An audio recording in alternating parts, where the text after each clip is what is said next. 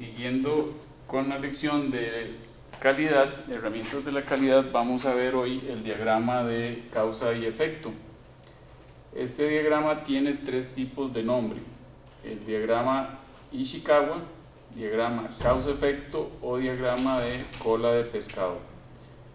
Y lo que trata de hacer relacionar es causa y efecto. Efecto es la problemática que obtuve en un análisis de algo en mi proceso y fueron causadas por algunas variables. Estas variables son lo que llamamos las categorías, que si yo no sé cómo empezar, inicialmente se obtiene por maquinaria, método, materiales y mano de obra. Esos serían las 4M que hemos mencionado anteriormente. Y en los últimos años en la industria del servicio se utilizan las 4S por sus palabras en inglés, que significan alrededores, suplidores, sistemas y destrezas. Y básicamente la estructura de un diagrama causa-efecto es el que seguidamente les voy a indicar. Este tiene la siguiente estructura. Por un lado tenemos los efectos que son estos, se ponen a la derecha, y el efecto es el problema que yo quiero analizar. Y a la izquierda voy a colocar todo lo que corresponde a las causas del problema, de los problemas que están suscitando este efecto. Y entonces aquí es donde yo les comentaba que se inicia con las 4 M's, ¿ok? Que son métodos, mano de obra, maquinaria y material. En cuanto a métodos, tiene que ver con todo aquello que sean procedimientos, reglas, estándares, políticas que tiene la empresa. La mano de obra es todo lo relacionado a las personas, cómo influyen en el proceso o en el efecto que estoy estudiando. Los materiales, que tienen que ver con materia prima, material en proceso y materia terminada, así como repuestos. Y por último tenemos la maquinaria. La maquinaria tiene que ver con todos los activos fijos que tiene la empresa. Maquinaria, edificios, equipos, dispositivos, herramientas, etc. Y entonces, si yo no sé por dónde empezar, cuáles son las causas iniciales, que les vamos a llamar primarias, entonces empiezo con las 4 M's. En este sentido, me permite empezar a hacer una lluvia de ideas con esto. Posteriormente tengo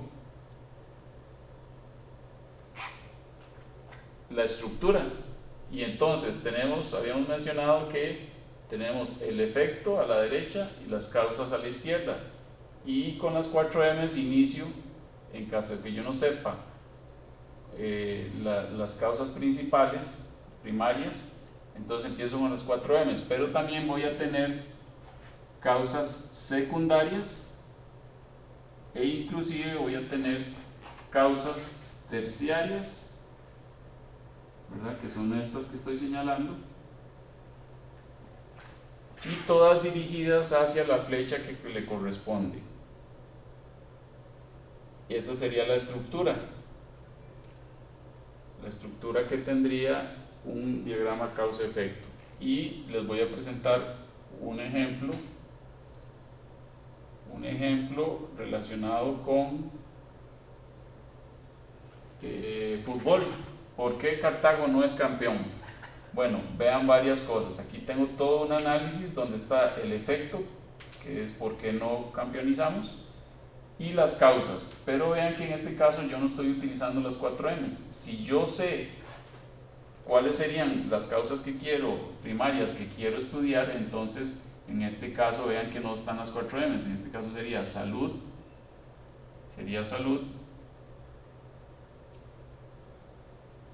motivación, aspectos técnicos y aspectos estratégicos.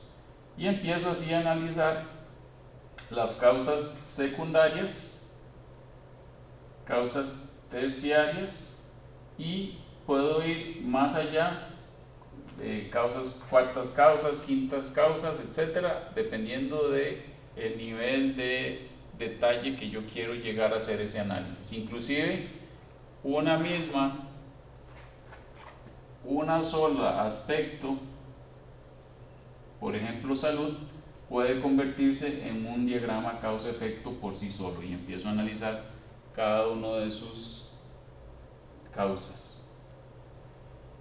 Eso es con respecto al diagrama causa-efecto. Ahora, seguidamente vamos a ver lo que es el diagrama de dispersión. El diagrama de dispersión lo que me dice es que yo voy a tener el análisis de dos componentes, el componente X y el componente Y. En este caso es el mercado global que tiene la empresa versus la atracción de mercado, y quiero ver si esto tiene alguna correlación. Eso es lo que me indica el diagrama de dispersión, cuál es la relación que tienen dos variables.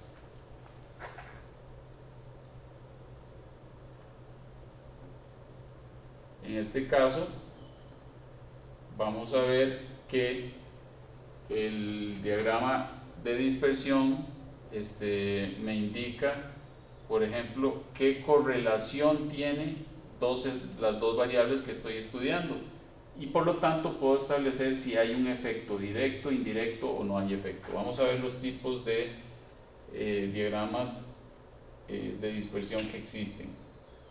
En este caso tenemos el diagrama de dispersión. El número 1 sería el positivo, que lo que indica es que si yo tengo aumenta X, entonces también aumenta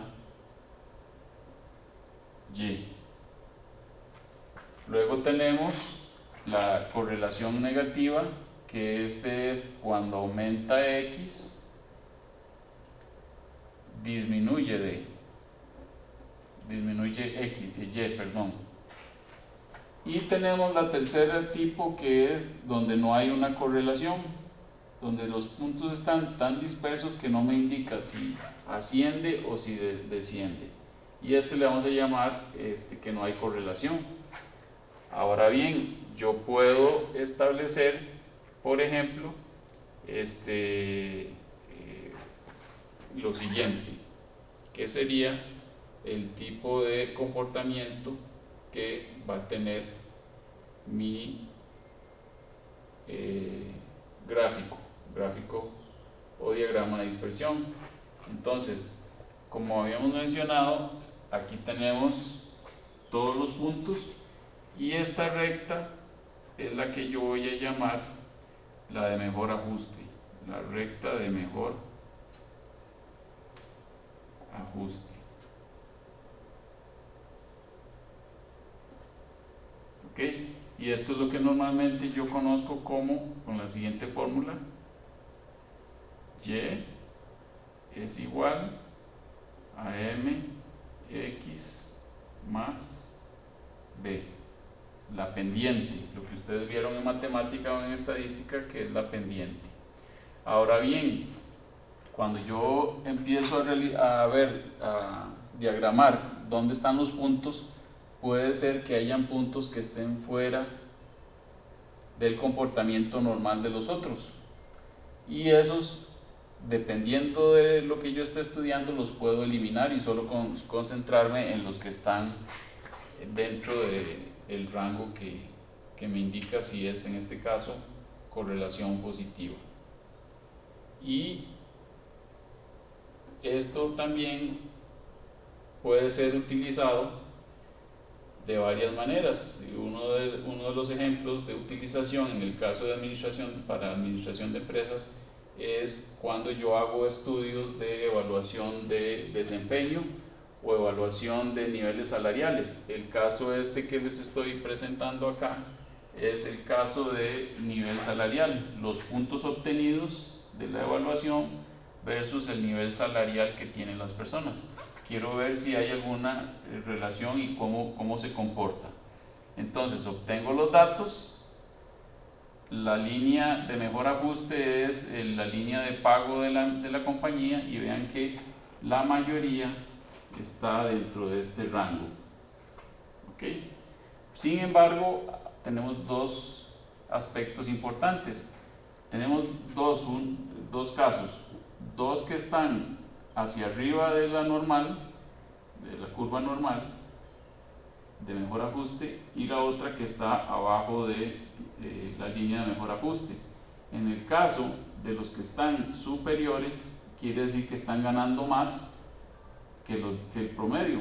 Esto puede traer desmotivación, por lo tanto yo tengo que tratar de nivelar estos puntos hacia los puntos donde están la mayoría.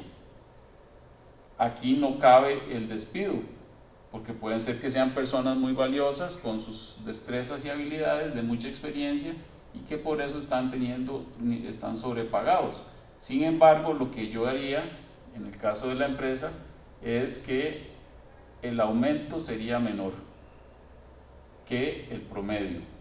Por el contrario, tenemos los que están abajo.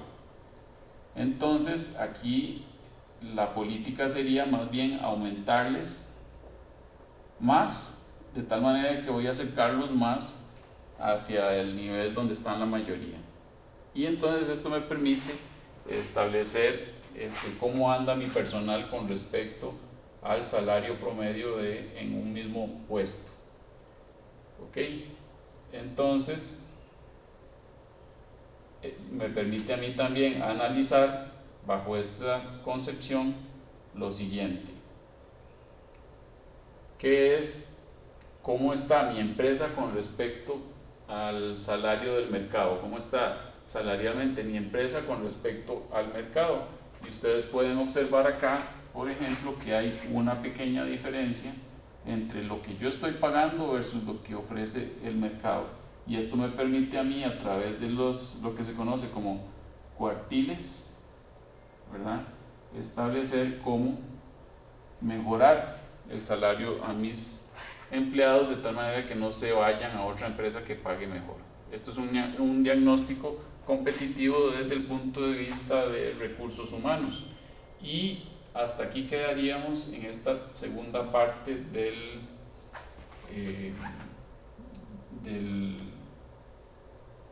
capítulo de herramientas de la calidad.